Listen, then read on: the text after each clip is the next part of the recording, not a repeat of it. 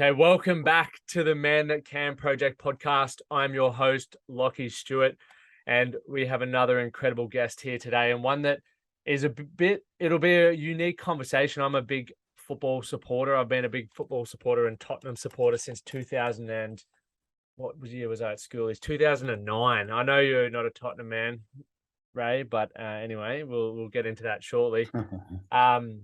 But coming from the football space, we connected at the gym at Functionwell, where we both trained out of, and hit it off straight away, mate. You're a man of high energy.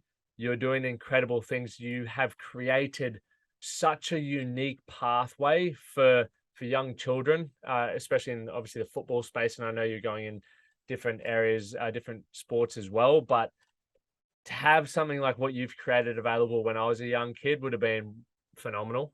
It wasn't. So the next best thing is really sort of getting to build a better relationship with you, understanding what it's been like for you to establish what you've created, and also allow our audience to know of what's available if their children are pursuing a pathway like that, which will be awesome. So, Ray, I'll pass it over to you first and foremost. I'd love to get a quick introduction around who you are. Obviously, you moved to Oz, the business that you've created, why you've created it, and then we can sort of dissect from there, which will be fun. Yeah, thanks, Lockie. So my name's Raymond Wood, and I'm not from Australia, as you can tell. I'm from Liverpool in the UK. The accent's a bit of a giveaway.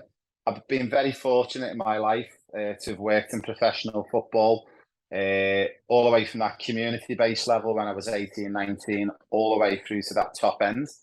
I was a good example of the 99.9% in the UK of boys who play football who never make it professionally, and thought, well, that's it. If you don't make it as a pro player, then that's the end of it and your journey's over.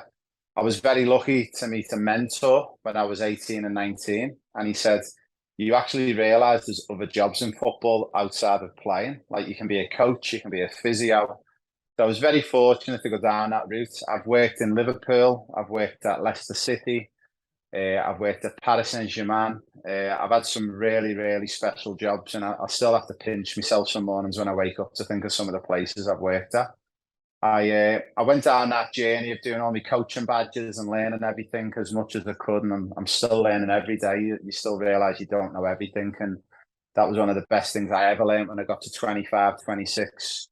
I was also very fortunate to do a little bit of work in the US college system. So I lived and worked in Arizona, I worked in Las Vegas, I worked in some really bad spots like Southern California, Laguna Beach, Huntington, Newport, and probably the worst place I worked was Hawaii. Mate, I don't know how you did that over there. I can't imagine putting myself through that. No, it was really, really tough living in Oahu, and then I got placed in Maui for a month, and that was even harder. Well, someone's got to do it, right?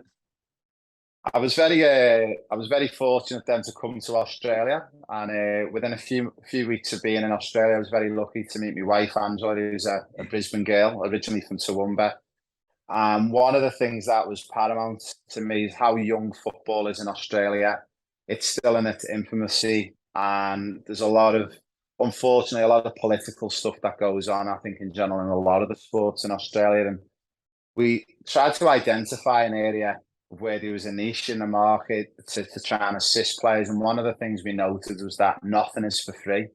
Anywhere you go around the world, but more so in Australia, like, football is such an expensive sport to go down, as is sports like tennis or golf.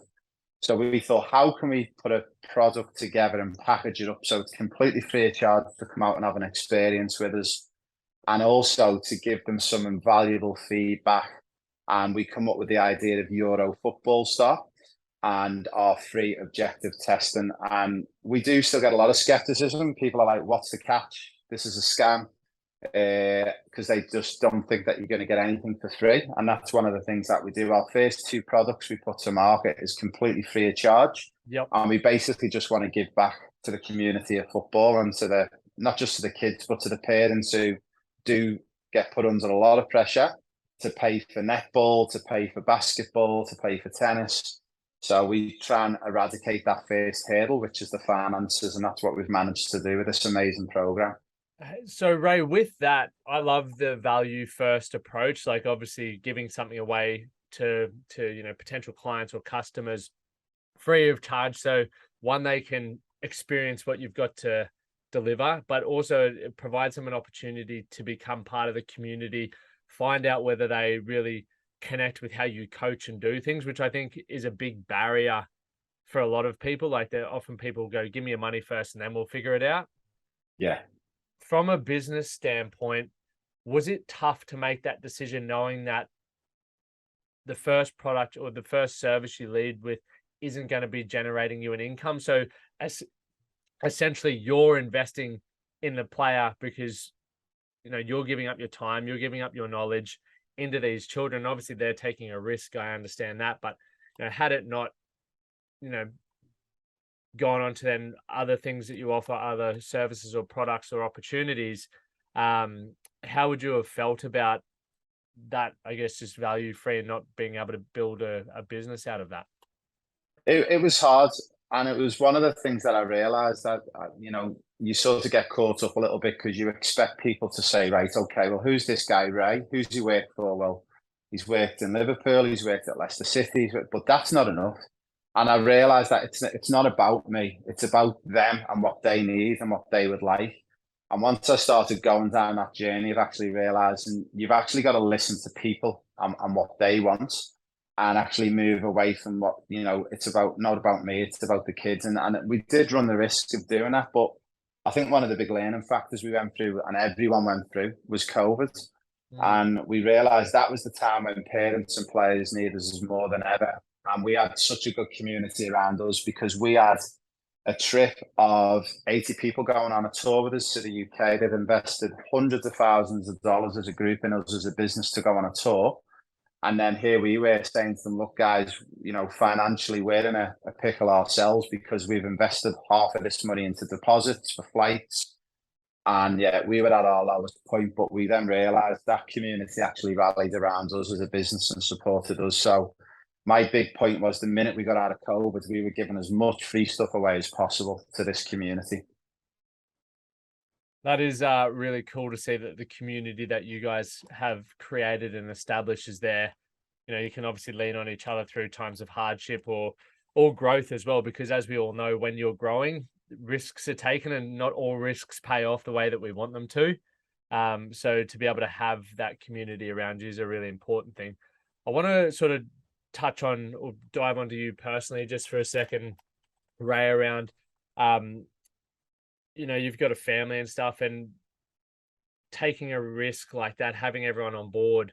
How did that sort of conversation go around? Because the reason why, I guess I'll frame this, there will be people listening to this conversation, Ray, who have goals, dreams, and ambitions, much like you do, and they have passions that they love, but they haven't taken that risk to pursue it. So what made you different, and how did you get your family on board to pursue Euro football star? I've been very lucky that the family, I've got a 14-year-old and an 8-year-old daughters, and they're very supportive of everything I do. They love everything Dad does. They think it's cool because it involves a lot of travel and soccer and football, and Yep. I'm very fortunate with the wife as well. She's very supportive in the travels and everything we try and do. And it was hard, but I think one of the things that I come to realize is that I think it was a message, and you were at the same conference. We went to a conference a few weeks ago with David Goggins, and at the end of his book, when I read his book and I listened to his audio book a few years ago, he said, it's when, those days come and, we pass over to the other side. You want someone to question and say to you, what did you do with your life? You actually so underperformed. You had so much potential. There's so many people out there who want you, they want your knowledge, they want your support, they want your guidance. And I thought, I actually took it for granted that, how much stuff I'd learned in my 20s working around these pro clubs, and I had a lot of valuable information to share, not just with the players, but with parents. And I thought I wouldn't be doing just an in-service to myself. I'd be doing it to the community of Brisbane and Australia as well. Mm. And I thought, I've got to do it. And we sort of just went with it, and we thought it couldn't be any worse from COVID. And we thought we'd just give it a go, and we'll see where we're at. And if I'll be honest with you, we tried about 4 or 5 different models with the business, and 4 or 5 of them failed miserably. Yep. But we just persisted, And then one of my other great mentors is a guy called Phil Stutz. I don't know if you've seen him. He's got a documentary on Netflix with Jonah Hill, and Yeah. he's amazing. So I've got a few tattoos, and I don't endorse tattoos as well for any of my players out there. But my mum and dad said to me, don't get any tattoos when you're older. And if you do, you get them when you're over 25, because then they'll mean something to you. So all my tattoos I got over the age of 25, so they all mean something to me. But one of them I've got on this one, it's pain, uncertainty, and constant work. And they're the three principles that I follow, and I understand every day when I wake up, there's going to be pain Sunday, and it might be you get a flat tire, or it might be you lose $10,000 in revenue because that customer's not going yet.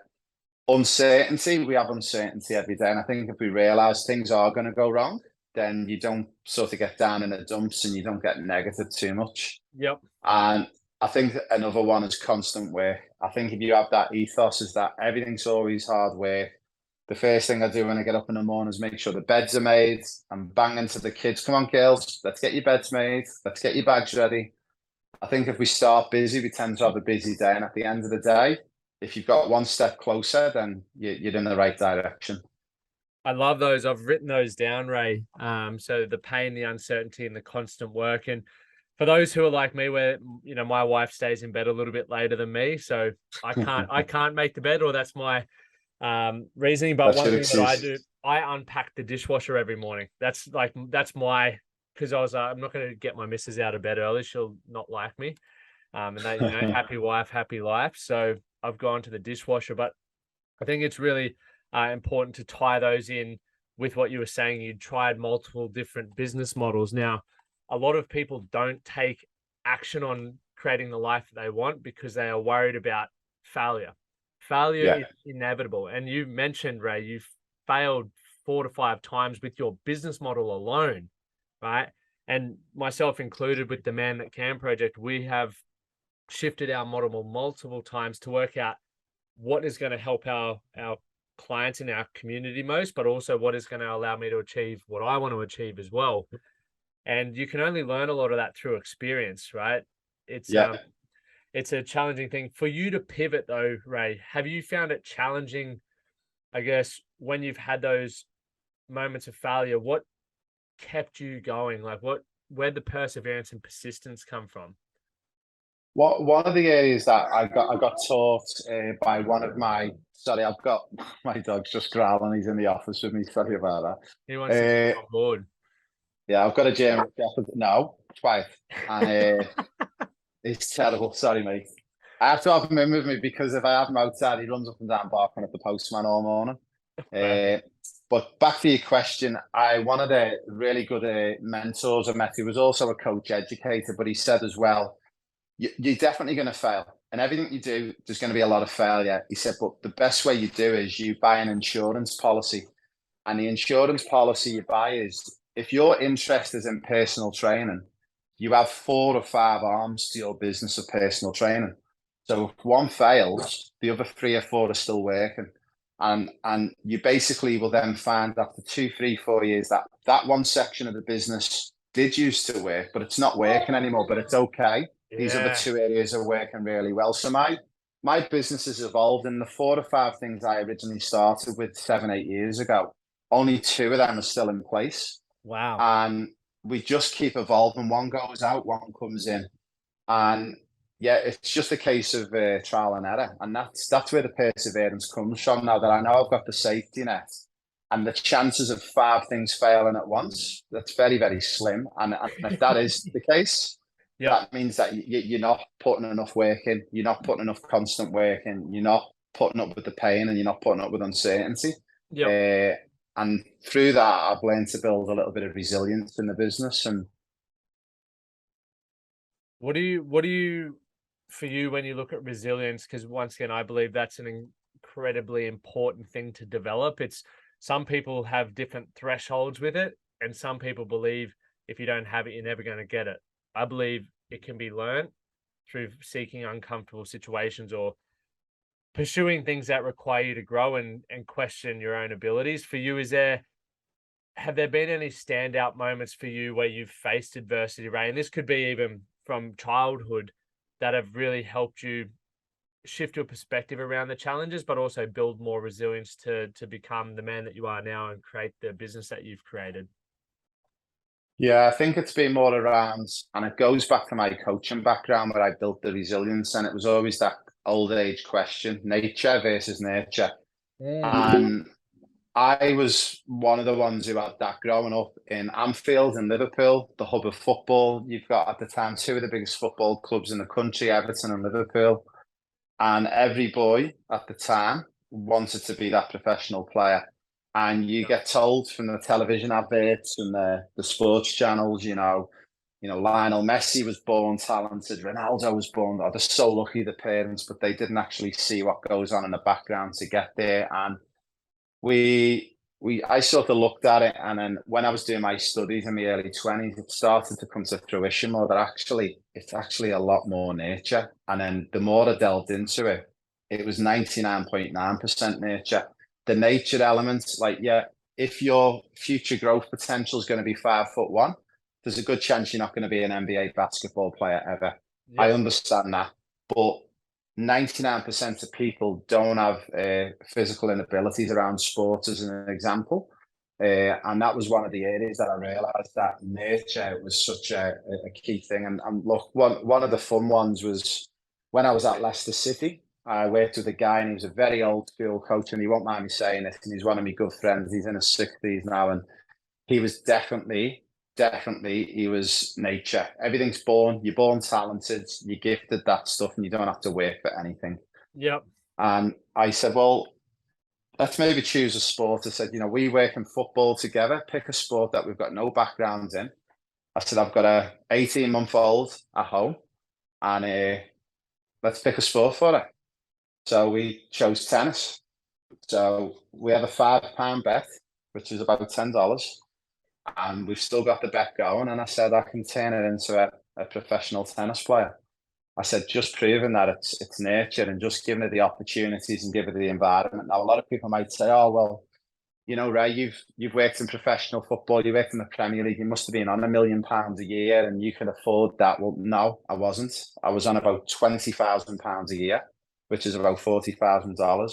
We were on the bottom breadline, and I used to just get out on a tennis court with my daughter 2-3 hours most days, and she's 14 years of age. She's now playing open women's tennis. She's won nationals, she's won state titles. She's flying to Barcelona in a few weeks to play open women's professional tennis. And that was following nurture, not nature. So it's all about that resilience, that persistence, and actually understanding that everything you get out of life is what you put in. It's that simple.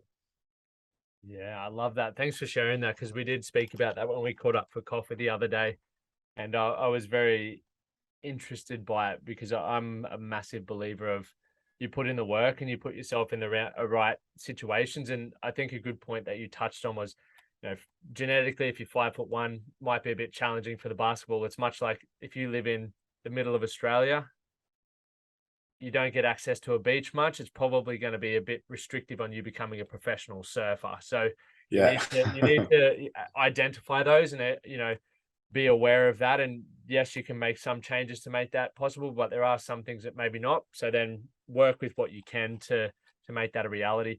For yourself as a parent, though, as well, what has that been like watching your daughter develop, and not only, I guess, seeing her turn into an incredible athlete, but the relationship you guys must have as well, because you have invested so much time together as a father and a daughter as well. What's that been like? Yeah, it's definitely been challenging because in those first couple of years when she's, 6 and 7, little girls just want to be with the dads. It's that simple. When they're 14 and 15, they want to be with mum and going shopping and doing girly things. But Yeah. it was really challenging. And also, I'll be honest with you, it was a really interesting journey for me because it does affect your relationship as a dad and a daughter, or a dad and a son, or a mum and a son. And it got to a point where I had to really step away from it. And we were very fortunate that we were in a financial position because I started to work hard and because the football business was going well.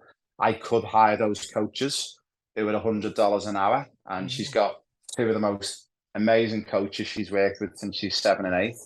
And both of these guys, Glenn and Josh, have been in her life since she was 5 or 6, and they've really took that on. And it's lovely just sitting back as a dad, just watching her train and watching her playing games. Yep. There's a lot of battles also as with girls. It's hard, and I work through it with the women's players and girls players in football. But girls definitely have to go through a hell of a lot more than boys do, and it's hard for them that everything they go through, even when they go through that puberty stage and the changes that goes on and the changes in the body, and just to be able to try and help her with that and manage her through that. I think I'll be honest, because I was involved in football and also I was very lucky to do a little bit of work with the women's game as well. It sort of gave me a little bit of an edge on bringing girls up. But I'll be honest, if I didn't have that, I definitely would have struggled, because you see what they have to go through and the challenges.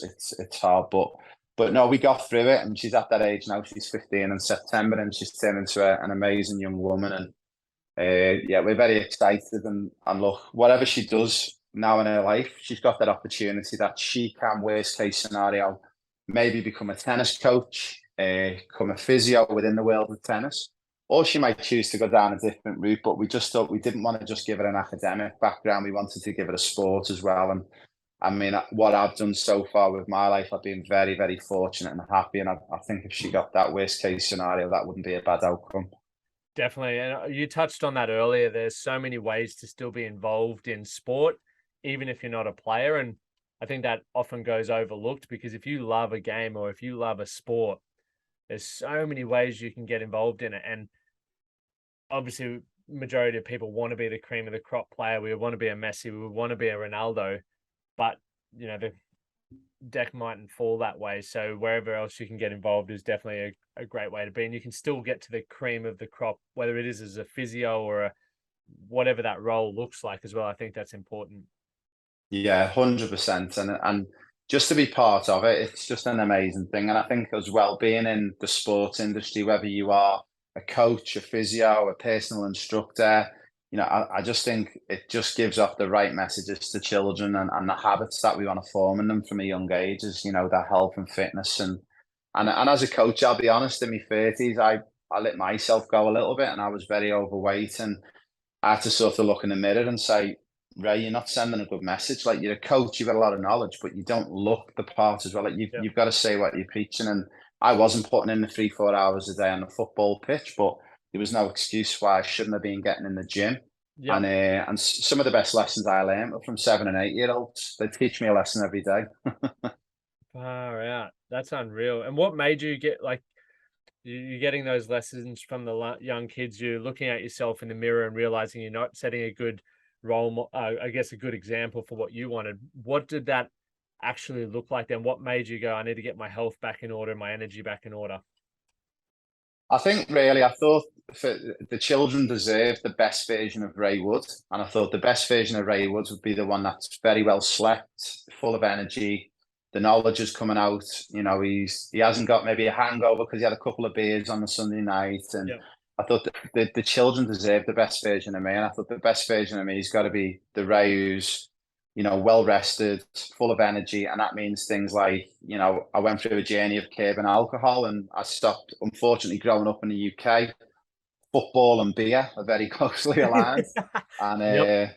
it's like a rite of passage when you're 15, 16. In England, we get what's called a national insurance card, which is like your tax file number. Yep. And dad's was like, right, once you get your first job, you're going to take me for a beer. But not really realizing the effects of alcohol as well and how it can affect you. And that journey I went down the past year or two, that's been an amazing journey to give up alcohol. And my business, ironically, has gone tenfold since I've made a lot of these changes more recently as well. And it's because I can give the best version of me. And I think everyone sees that as well.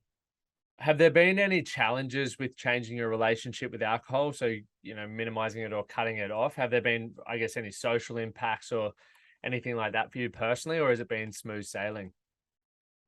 It's actually surprisingly been very smooth sailing. And Nice. I think I always wanted to give up drinking because I knew putting alcohol into your system is not a good thing. And at the end of the day, that's everyone's choice. I don't ever cast opinions on anyone who drinks. But it definitely is not a good thing from the research and studies that I discovered. And I read a book called The Alcohol Experiment by Mm. an amazing lady called Annie Grace. And she basically takes you on a 30-day journey, and she gets you to drink in this 30-day journey, but she also gets you to abstain. And at the end of the 30 days, she basically says to you, well, it's up to you now. Do you want to keep going? Do you want to drink more? Do you want to drink less? Or do you want to stop? After the 30 days, I stopped. And since then, I haven't had a drink since. And I never had a drinking problem where I was drinking 20 a day, but there would be some afternoons I'd have 3 or 4. Some weekends I'd go out with the wife, we'd have dinner. We like to party, we like to dance. We'd have 10, 12 drinks. And then you just sort of realize, well, come Monday morning, again, I wasn't giving the best version of me to my players, to my business. And yeah, I was very, very lucky to get this book, and yeah, it really helped me and made me realize. But it's been a really easy process, and I'd recommend it to any mums and dads out there who do like a drink or a wine, but definitely knows it's probably not the best thing sometimes. Just to have a little look at the book. It's a phenomenal book. Yep. And I think alcohol as well, once again, there's whatever works for your lifestyle, but I think about it definitely makes some experiences awesome, but in moderation. When you can do too much, it robs time for the next day, or as you said, you're not showing up as the best version of yourself. And for those who have children, right, there's a great poem I read, or I can't even remember now, but it was called 18 Summers, right? And this dad, his son was 13 and his daughter was 8, I think. And he looked around and he realized, shit, like I'm always working, I'm always hungover. I'm not making the most of my time with my children. I've got 5 summers left with my daughter, my son, and whatever 8 left with my daughter. How am I going to maximize those summers? What do we want to experience? Because there will come a time where their lives start, and you don't get those opportunities again. And I think it's very important to think about the things that we're doing now. Eventually, there'll be a last time we do it. So to I guess appreciate the moments, appreciate the times we spend with it, and also consider whether the impact of alcohol is worth it or not. Is like, okay, well, there was at one point, Ray, there would have been one time where your parents put you down for the last time. Yeah. And you don't know when that is. Yeah. But it just happens. And they're like, Yeah. now I've got to walk now. Okay, well, yeah. what other moments in my life is that going to happen? And if I knew that was happening tomorrow, how would I treat the situation or the experience? Would I want to be drunk, or would I want to be fully functional for it? Yeah, 100%. And I think the biggest thing is people don't realize that how short life can be, and how it can be taken from you in a snap of a finger. And even the social aspect, we touched on there, the drinking, how do you deal with the social aspect? Because it's hard in a community where you get to Friday night and you go, oh, we've had such a big week, let's go and have a few drinks and have a dance. And that was one of the things I actually realised. It was really funny, actually, because I actually bumped into Amy and Emma at the Venga Boys concert. Did you really? Yeah. And I hope I didn't get them in trouble. And hopefully you were aware they were at the Venga Boys concert. No, we were at a Bucks party, so the girls were there, yeah.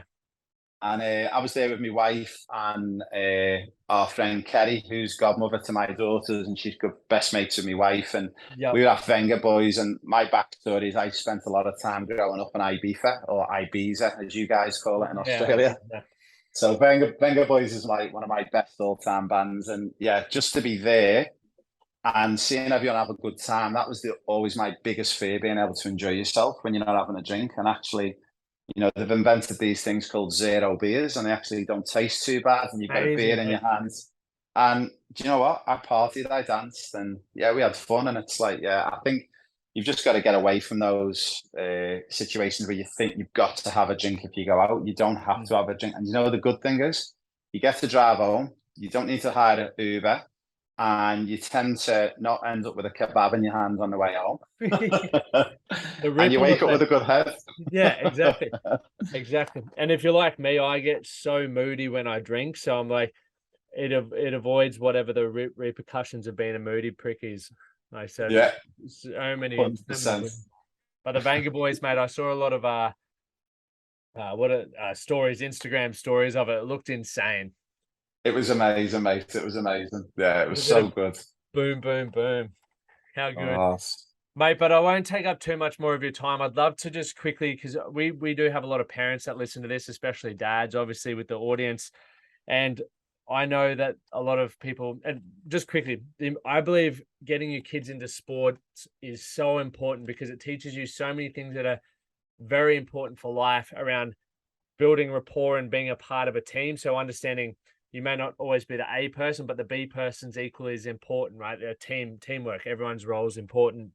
Teaches Yeah. you resilience through obviously being rejected, sometimes setbacks, overcoming adversity. There's so many things that sport teaches you, especially team sports, that will set you up for success in your life. So for those, can you give us a quick rundown on how Euro Football Star works, who it's for, like the children, and how people can find more information? Ray, that would be awesome. Yeah, so the Euro football starts for boys and girls. It's aimed for, we accommodate in our programs from ages 5 years of age all the way through to 22, 23. We deal with players who are at that elite end all the way down from the start of the journey. And as I say, the first product they put in with us, it's completely free of charge to come out. They have a fun day or an afternoon. Yeah, They also get taught some skills. They get free feedback. And then they get like a really nice design report, and it's on 3 or 4 pages of A4 that gets emailed in a PDF. And it basically shows them some of the steps that they can do where yeah, they can actually go out with mum and dad and practice these steps. They don't need to be a coach. They don't need to have any background in football. And that was one of the hurdles that we found, that this generation, a lot of the parents grew up with rugby league, grew up with rugby union, and yeah. that's fine. But they just want to know some basic things. So we put 6 videos together on our website again, which is free of charge to access. We don't charge for it. And they can follow those systems. And also the beauty of it is mum and dad get to out and have a kick. And you tend to find a lot of these mum and dads who never played football, they're probably at the same level of their 6 or 7 year old as well. Yeah, So it's quite funny for the mum or the wife to sit back and watch dad and son, or even vice versa, the dad to watch the mum and the son, or mum and the daughter have a mm, go at some of these challenges. mm, And it's just a real fun thing for them to go into. And then if they get down that more serious route and they're getting into football, we can then assist families. Like, as an example, some of the schools we've got in Brisbane are amazing. You've got schools like Churchy, Nudgee, Brisbane Grammar. They cost a lot of money to go to. But what a lot of people don't realise is it might be $25,000 a year for that school life every year, which in turn could be $250,000. It's a big investment. If they spend enough time with their children from the ages of 5 to 10, I can guarantee you through my process, I can get those children a full scholarship at school. It's that simple. And it's all about putting in a bit of time and a bit of effort with your children. And all of a sudden, you don't have to pay fees for those schools, because Nudgee, Brisbane Boys Grammar, St. Margaret's, all these big schools all have scholarships for academics and sports. And it's just a case of getting up 1 or 2 mornings a week and spending a bit of time with your children. And there's so many positive outcomes from this. mm. One, little Johnny or little Sarah gets to spend the morning, the first hour of the day, with dad or mum down at the park before school. Dad actually feels a bit better and a bit more motivated for work. Yep. And then the option at the end is that they do get that opportunity for a scholarship, and financially that burden's removed from the family. And that's one of the things we offer. We offer that support and also that program. And again, it's not a huge cost, that program. You're looking at maybe a few $100s a year just to be given that program to follow. Yep. And a little bit of, like, we call our secret recipe. It's a document that we share with the parents, and they can follow that secret. And I know it works because, as I said, I've got no background in tennis. I never played tennis. I never coached tennis. But we went down that journey with our daughter, and we've been very lucky that she's at high school and she's on scholarships now playing at tennis. That's unreal. So where do people head to find more information on that? What's the website, etc.? So it's eurofootballstar.com. Yep. And that's our main website. Or you can email us info, that's info at eurofootballstar.com, and hopefully we'll share it down on the links below as well, or in the comments. We'll do all that. And just quickly as well, is it just Brisbane based, or where can people get access as well? So we're actually national. So we've got something that's really exciting. One of the big things that we realised is there's a lot of regional areas around Australia that can't access this. And one of my big issues that I've always said to the wife is I wish I could replicate myself 100 times over, because it'd be an amazing business model, but also we could give back so much more to people. Yep. And through technology, we're now just in the testing phase of launching our app on iOS. So we're going to be launching an app in the next couple of weeks, and that's for everyone, whether you live in Brisbane or Sydney, or if you live in some of the outreach areas that we've recently been to, the likes of Gympie, Emerald. We're going to Perth in a few weeks. We still will have them programs where we will travel around and see some of our players and families, but also now they've got Raymond Wood and Euro football star in the pocket, and they can get all the learning on the app. And again, the app's going to be completely free of charge, so everyone can go on and access it for free. And then if football gets really serious for them in the latter stages of the teenagers, that's when they then start to pay for some of our products and services. But at the beginning, the first few years, it's completely free of charge for people to join us on the journey. Good on you, Ray. I love it. Mate, thank you so much for your time, and thanks so much for coming on. And for everyone listening as well, Ray and I are going to be doing a few live series while you're out traveling the world. So we'll be plugging those. So stay tuned for the information there. All the links that Ray has mentioned will be below, along with your social media, etc. So if you feel you'd love to get in contact with Ray or get your kids involved, you're more than welcome to follow those links as well. Cheers, Lockie. Thanks, mate.